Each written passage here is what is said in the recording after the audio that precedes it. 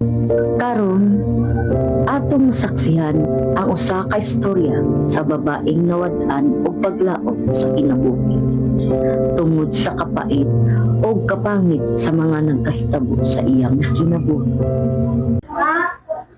Ano karon naman kani uli? Tinguli pa baday karon nga bata karon. Unya, unsa man ni?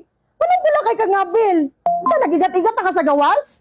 Unsa na lang magipulos nimo diri sa balay? Unsa na lang? Ma, di ko man ko practice sa school, ma. And sa mga lipstick ko kayo, nakalimot kong tanggal sa kuwang, makeup. Ambot nimo Sofia, wa jud kay pulos diri nga balay. Giundangan na akong bisyo-bisyo uyab-uyab. Nagtarong naman kong eskwela, pero dili gihapon nila makita akong effort. May pa akong barkada, importante pa ko sa ilaha.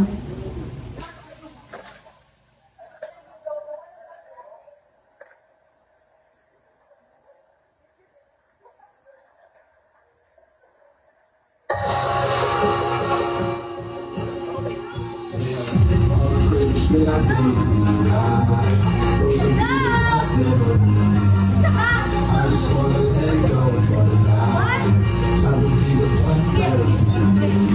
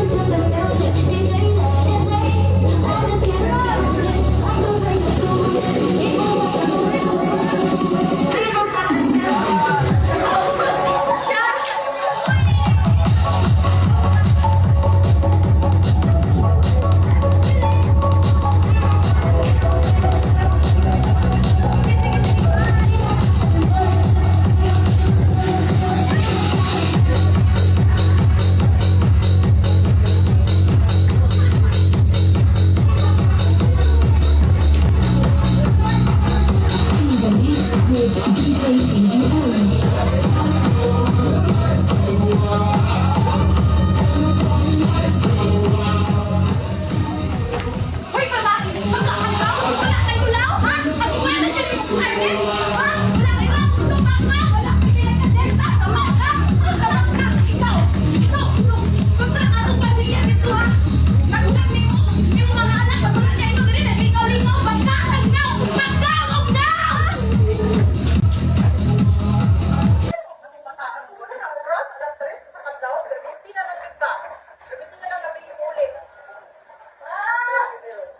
Asa ka di ka may anak ka? Ano kung kasal ka? Grabe naman ba kayo ka? Kabadluan! Asa ka gikan? Nagigat-igat na po ka sa gawa? Grabe na! Wala kay pulos diri! Wala kay pulos sa itong palimalay! Hawa na layas!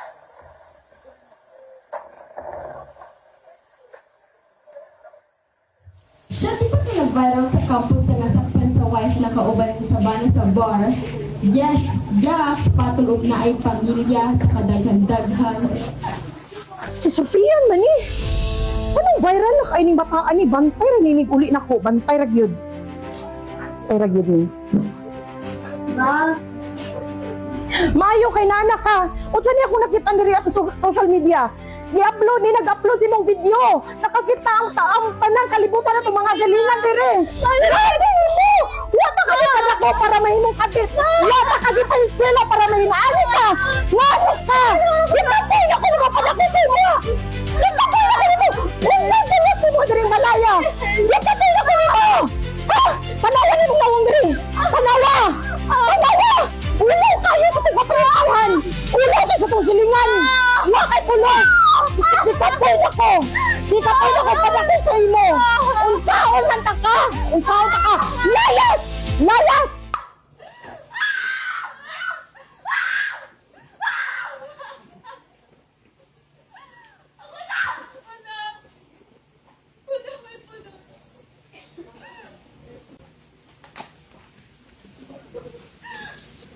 May silbi!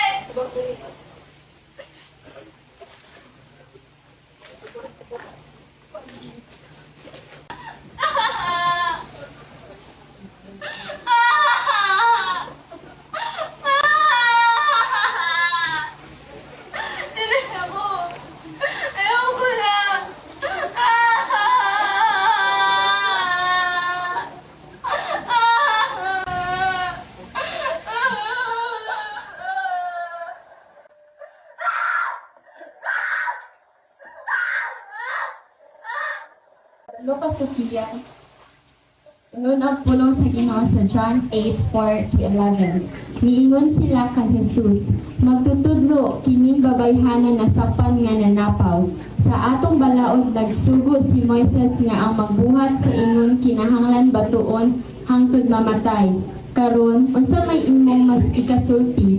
Gisulti nila kini aron pagbitik kaniya og sa ingon ikasumbong nila siya. Apan mitikubo si Jesus og misulat sa yuta ginamit ang iyang tudlo.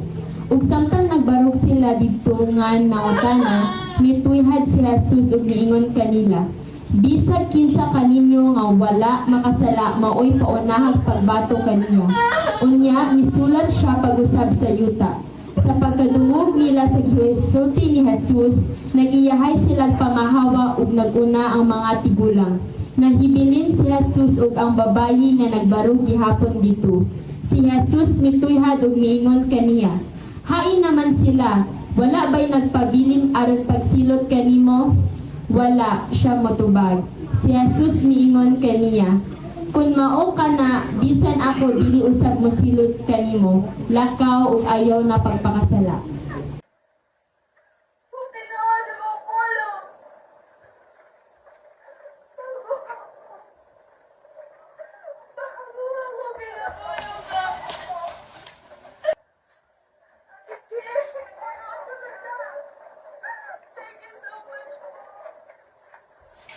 Kabalaw ka. Nag-away kami ni Mama. Magkakapit ko magpakamatay.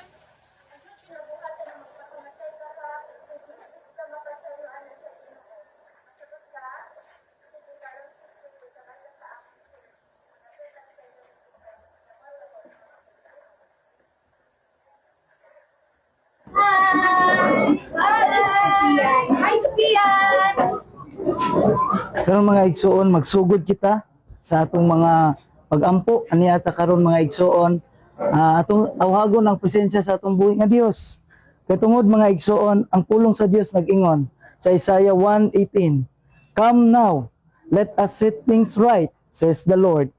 Bisan pa unsa man kapula ang atong mga sala, though your sins be like scarlet, they may become white as snow. Amen! So mao kana mga igsoon nga duol kita sa atong buhi nga Dios.